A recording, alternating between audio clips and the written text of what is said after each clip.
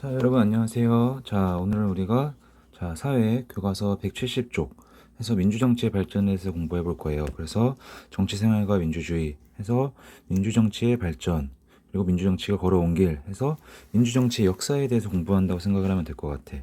자, 보자. 자, 학습 목표 한번 읽고 시작해 볼까? 자, 학습 목표 1. 민주정치의 발전 과정을 이해할 수 있다. 민주정치가 역사적으로 봤을 때 어떻게 발전되었는지 우리가 다 함께 한번 이해할 수 있습니다. 자, 두 번째, 민주정치의 발전 과정 속에서 민주정치의 특징은 어떤 것들이었는지 구분해서 파악을 할 수가 있습니다.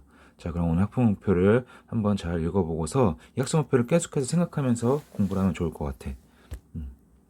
자, 보자. 일단 미리 보기를 보게 되면은 자, 우리가 오늘은 민주정치의 역사에 대해서 공부한다 그랬죠? 민주정치가 걸어온 길 해서 자, 시대 순으로 공부를 하게 될 겁니다. 해서 고대 아테네 민주정치, 그 다음에 근대 민주정치, 그리고 오늘날 현대 민주정치까지 시간의 흐름대로 해서 민주정치가 어떠한 발전을 이루었는지 한번 다 같이 보도록 하겠습니다. 자, 먼저 교과서 170쪽에 있는 그림을 볼까? 그리스 아테네로의 가정여행이라고 나와 있네. 한번 보자. 고대 그리스 아테네에서는 나라의 중요한 일을 누가 결정했을까? 옛날에는 왕이 결정을 내리지 않았나요? 근데 왜 아버지께서 뭐라고 말씀하셔? 당시 아테네에서는 나라의 중요한 일이 생기면 모든 시민이 광장에 모였대. 그럼 시민들은 이 광장에서 무엇을 하였죠? 알고 보니까, 자, 고대 그리스 아테네에서는 이 광장에 모여서 시민들이 다 같이 모여서 어떤 일을 결정하거나 할 게 있으면은 다 같이 의논을 해서 해결책을 찾았다는 거야. 자, 그래서 결과적으로는 그 당시 고대 그리스 아테네에서는 누가 주인이다? 왕이 아니라 시민들이 아테네의 주인이었다라고 말을 하고 있죠. 자, 그럼 이걸 봤을 때 그 밑에 있는 문제를 우리가 다 함께 풀 수 있을 것입니다. 보자. 자, 위 그림을 보고 빈칸에 들어갈 말을 완성해 보자. 교과서 170쪽입니다. 자, 고대 아테네에서는 모든 시은 미음이 직접 지읒 치읓에 참여하여 국가의 중요한 일을 결정하였다. 자, 정답은 무엇입니까? 모든 그렇지 시민이 직접 어디에 참여하였다? 정치에 참여하였다. 해서 국가의 중요한 일은 시민들이 모든 것을 결정하였다는 거야. 자, 두 번째 문제를 한번 볼까? 자, 고대 아테네와 같은 방법으로 나라의 중요한 일을 시민들이 모여서 직접 결정을 한다면 어떤 점이 좋을지 친구와 함께 이야기를 해보자. 자, 한번 생각해 봅시다. 자, 생각해 봤나요? 어떤 점이 있을까? 음. 자, 그렇다면 오늘날은 어땠는지를 우리가 알아야지 고대 아테네와 비교를 할 수가 있겠지. 자, 오늘날 같은 경우는 여러분, 우리가 알고 있는 정치 어떻게 이루어지고 있나? 국가의 중요한 일을 결정하거나 뭐 법을 만들거나 이렇게 할 때 우리는 어떻게 하죠? 그렇지. 자, 우리 국민들의 손으로 직접 뽑은 대표인 국회의원이라든지 대통령이라든지 이런 사람들이 모여서 국가의 중요한 일을 법을 만들거나 중요한 정책을 결정을 하고 있습니다. 그래서 대의민주정치라 그래서 대신해서 정치를 이끌어 나가는 거야. 그래서 간접민주정치라고도 할 수 있게 되는데, 자, 이거와 고대 아테네의 차이점이라고 하는 것은, 자, 고대 아테네 같은 경우는 어때? 직접 누가 시민들이 나서서 모여서 함께 의논하고 토의를 해서 국가의 중요한 정책을 결정한다면, 자, 오늘날 우리나라 같은 경우는 어때? 간접적으로 누가 대표를 뽑아가지고 이들에 의해서 정치가 이루어진다는 거야. 자, 그러면은 자, 간접적으로 우리가 대표를 뽑아서 나라 일을 맡기게 되면 어때? 우리 국민들이 시민들이 정말 원하는 것이 있어도 대표에 의해서 이루어지다 보니까 우리들의 의견이 직접적으로 제대로 전달이 안 될 수도 있겠죠. 우리가 바라는 것이 법으로 안 만들어질 수도 있고, 오히려 이 대표가 우리가 뽑은 대표라고 해서 뽑았는데 오히려 우리의 생각과 다른 법안을 만들 수도 있고 정책을 시행할 수도 있다는 거야. 하지만 아테네처럼 직접 모든 시민이 나서서 광장에 모여서 정치가 이루어지게 된다면 이렇게 해서 우리의 의견이 묵살되거나 반영이 안 된다거나 그런 것들은 없겠지. 자, 그럼 정답을 한번 확인해 볼까? 자, 모든 시민이 직접 한자리에 모여 나라의 중요한 일을 결정을 하면, 자, 중요합니다. 자, 국민의 의사가 왜곡되지 않고 무시되거나 그러지 않는다는 거야. 정치에 반영될 수 있을 것이다. 라고 하는 거죠. 자, 여기까지 이해되나요? 어려운 거 없습니다, 오늘도. 자, 한번 그 다음 내용을 보자. 자, 민주정치가 걸어온 길. 자, 내용 정리를 한번 본격적으로 해보도록 합시다. 자, 고대 아테네 민주정치. 자, 사회적 배경. 자, 그렇다면 우리가 아까 봤을 때 고대 아테네에서는 시민들이 직접 광장에 모여서 민주정치가 이루어진다 그랬어.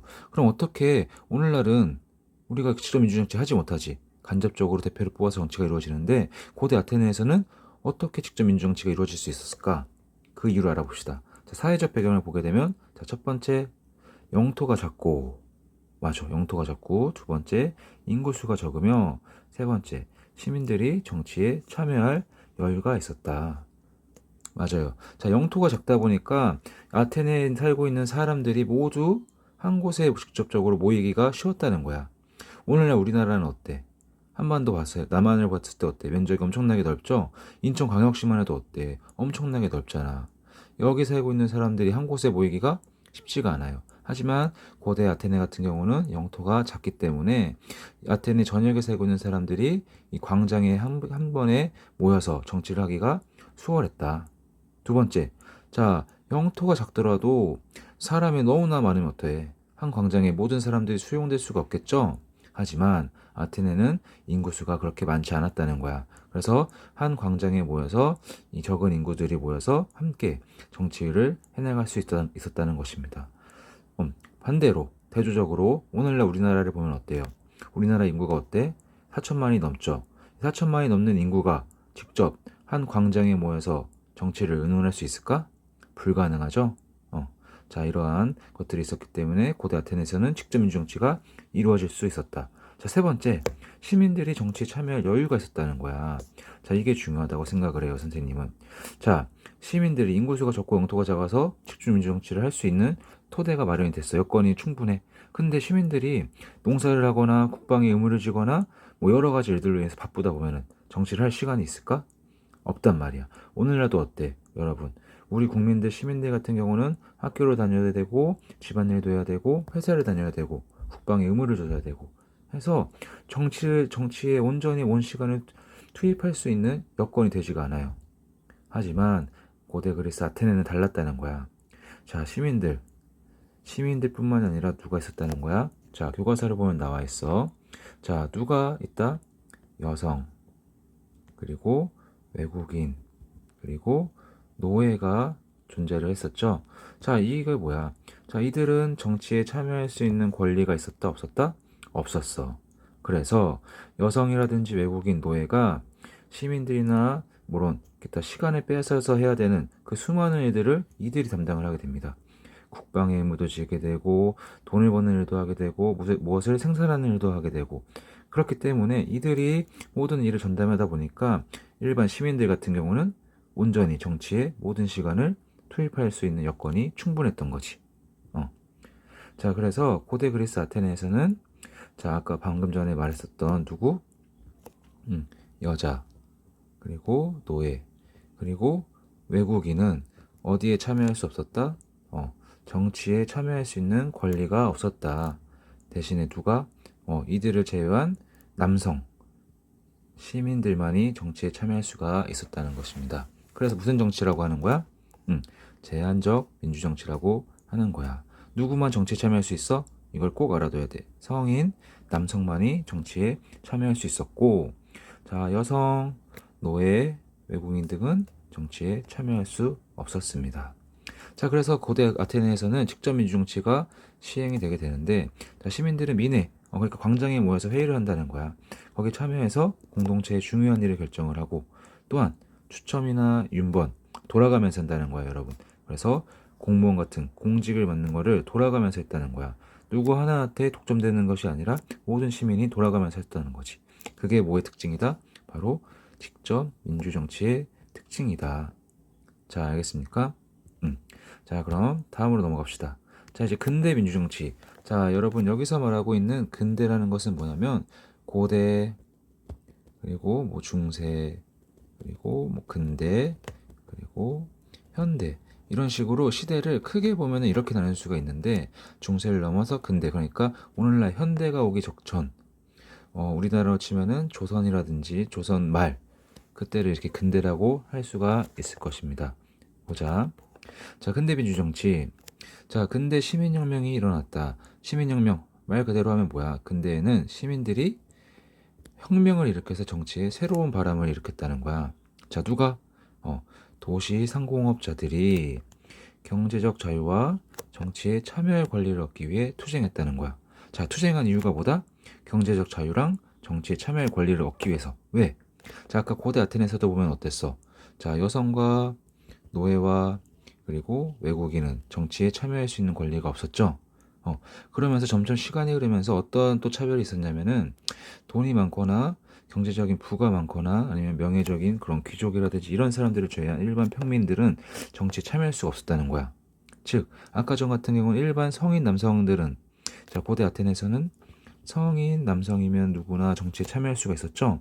근데 이게 시간이 흐르게 되면서 여기서도 차별적인 요소가 발생한다는 거지. 관직에 진출한 공에서 일을 하거나 그런 귀족들만이 정치에 참여할 수가 있게 되고, 돈을 버는 상공업자라든지 이런 사람들은 정치에 참여할 수가 없었습니다. 그래서 이들이 아니 우리들이 장지 상인으로서 장사를 하면서 돈을 버는 죄밖에 없는데 정치에 참여할 수 없는 게 말이 되냐? 우리도 정치할 수 있는 참여할 권리를 달라고 계속해서 주장을 하게 되고, 이들이 모여서 결국에는 혁명을 일으키게 되는 거지. 그렇게 해서 혁명이 결과적으로 성공을 하게 되면서, 자, 오늘날과 비슷한 대의민주 정치가 근대에 이루어지게 됩니다. 자, 보자. 시민의 대표로 구성된 의회를 중심으로 정치가 이루어진다는 거야. 드디어 의회가 완성이 됐습니다. 자, 의회는 누가 참여한다? 시민이 뽑은 대표가 의회에 참여해서 정치가 이루어진다는 거야. 뭐에 의해서? 근대 시민혁명.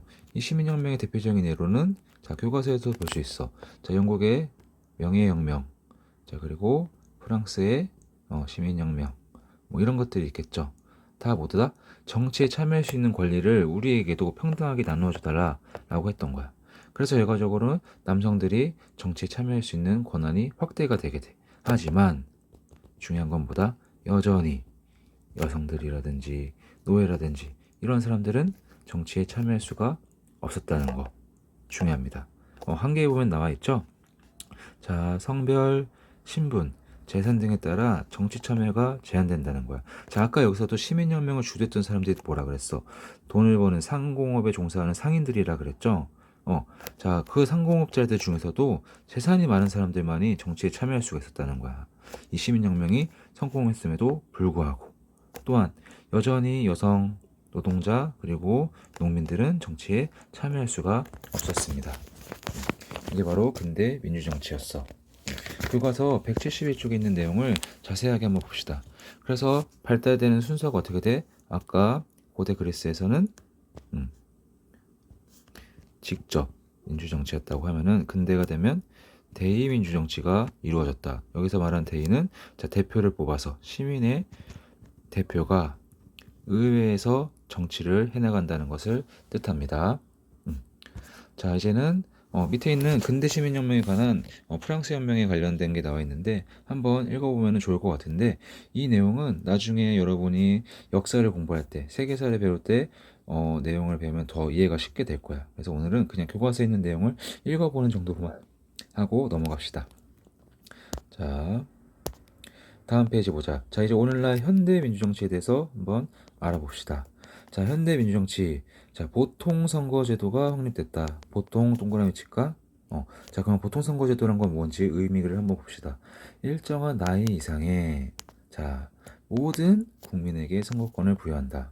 즉, 일정한 나이, 몇 세지? 만 18세 이상이면은 남자, 여자 상관없이 모두가 선거권을 가질 수가 있게 돼서 정치에 참여할 수가 있다는 거야. 이제는 여자는 할 수 없다, 돈이 없으면 할 수 없다, 농민은 할 수 없다, 이러한 제한적인 것들이 모두 사라지는 거지. 그래서 이걸 뭐라 그러는 거야? 대중민주주의다. 성별, 신분, 재산 등과 관계없이 모든 사회 구성원이 정치에 참여할 수 있다는 거야. 돈이 없다고 정치에 참여하지 못하는 게 아니고, 돈이 많다고 해서 정치에 더 많이 참여하는 것도 아니고, 누구나 평등하게 정치에 참여할 수 있는 게 어디의 특징이다? 그렇지. 현대 민주정치의 특징입니다. 가장 중요한 특징이야. 평등. 그래서 보통선거제도를 꼭 기억해 봅시다. 자, 그렇다면 현대 민주정치가 이렇게 좋은 것만 있는 것은 아니다. 한계점도 있다는 건데, 그렇다면 그 한계점은 무엇이고 보완해야 될 것은 무엇인지 한번 봅시다. 자, 한계. 자, 국민의 의견을 정치 관영에 반영하지 못한다. 자, 이것은 아까 수업 도입 부분에서 선생님이 말했던 것 중에 하나인데, 자, 모든 국민이 선거권을 갖고 있다고 해도 이들이 다 함께 직접적으로 한 곳에 모여서 정치를 할 수가 없다는 거야. 왜? 직접 민주정치가 아니고 간접 대의민주정치이기 때문에. 그리고 뭐였어? 영토도 넓고 국민도 많다 보니까 여러 가지 제약이 많아서 할 수가 없습니다. 자, 그렇다 보니까 국민 하나가 갖고 있는 의견들이 반영이 제대로 되기가 어렵다는 거죠. 그러다 보니까 국민이 선거 과정에서 소외되는 일수도 발생을 한다는 거. 왜? 국회의원이나 이런 대통령들 같은 경우는 국민이 뽑은, 국민에 의해서 뽑혀서만 될 수 있는 사람들인데, 그들이 우리들의 의견이라든지 이런 것들을 충분히 반영하지 않고 무시하고 이런다는 거야. 오히려 자기들만의 세상이 된다는 것도 있다는 거지. 자, 그럼 이런 보완할 점은 무엇이냐? 자, 국민투표.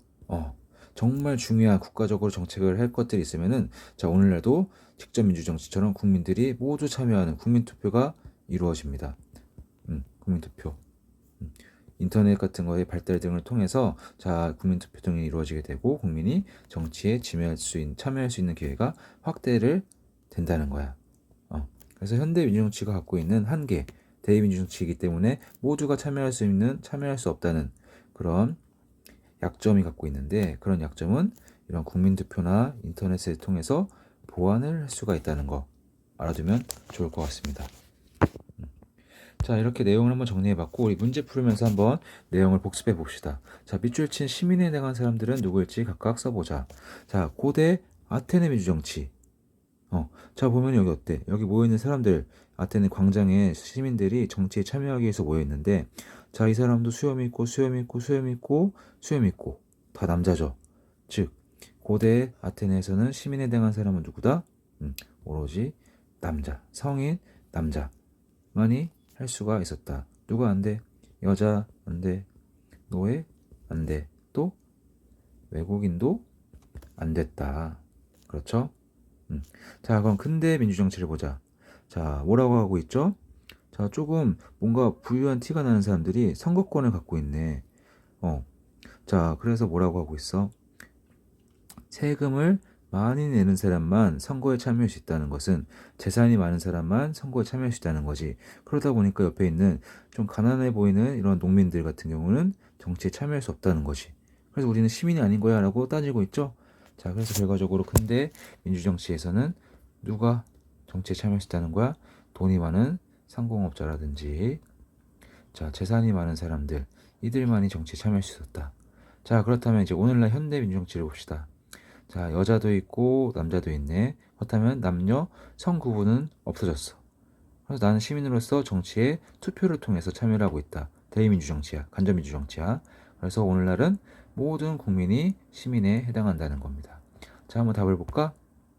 자, 고대 아테네에서는 시민권을 가진 성인 남성만이 시민에 해당을 하고, 자, 두 번째, 근대 민주정치에서는 토지를 소유하거나 재산이 많거나 세금을 많이 내는, 즉 토지를 소유하고 세금을 많이 내는 것은 다 재산이 많다는 거야. 재산이 많은 성인 남성만이 해당됐다는 거. 자, 마지막으로 현대민주정치에서는 자, 모든 사회 구성원이 시민에 해당한다는 것을 우리는 알 수가 있습니다. 자, 마지막 문제 한번 볼까? 시대별 민주정치의 특징과 한계를 표에 정리해보자.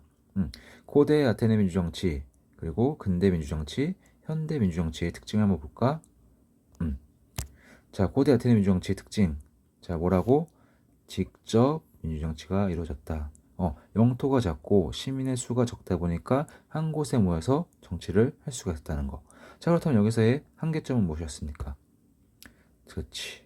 모든 사람이 참여하는 게 아니라 여성 안 돼요, 노예 안 돼요, 외국인 안 돼요. 이러한 한계가 있었다는 점. 두 번째, 근대 민주정치. 자, 뭐라고? 의회를 중심으로 뭘 통해서? 시민혁명을 통해서 의회를 중심으로 민주정치가 이루어졌다. 한계점은 그렇죠. 자, 시민혁명에 성공했음에도 불구하고 여전히 재산이 없는 농민 안 돼. 노동자, 가난한 노동자 안 돼. 여성 여전히 정치에 참여할 수 없었다는 점. 자, 마지막으로 현대민주정치 봅시다. 현대민주정치의 특징 뭘까? 그렇지. 대의민주정치가 이루어져서 모든 시민들이 참여할 수 있는, 간접적으로 참여하는 정치가 이루어졌다는 겁니다. 하지만 직접 민주정치, 아테네처럼 직접 민주정치가 아니다 보니까 모든 국민이 참여할 수가 없어서 선거 외의 정치 과정에서 소외되는 문제가 나타난다는 점이 있었습니다. 자, 여러분, 이렇게 해서 오늘은 자, 민주정치가 어떻게 변해했고 성장해 왔는지를 한번 다 같이 한번 공부를 해봤습니다. 자, 어려운 사람들은 다시 한번 교과서 내용 170쪽에서 172쪽까지 다시 한번 읽어보고 복습을 하면 좋을 것 같아요. 자, 그럼 다음 시간에는 자, 민주주의의 이념에 대해서 한번 공부를 해보도록 할 것입니다. 자, 오늘도 수고 많았습니다.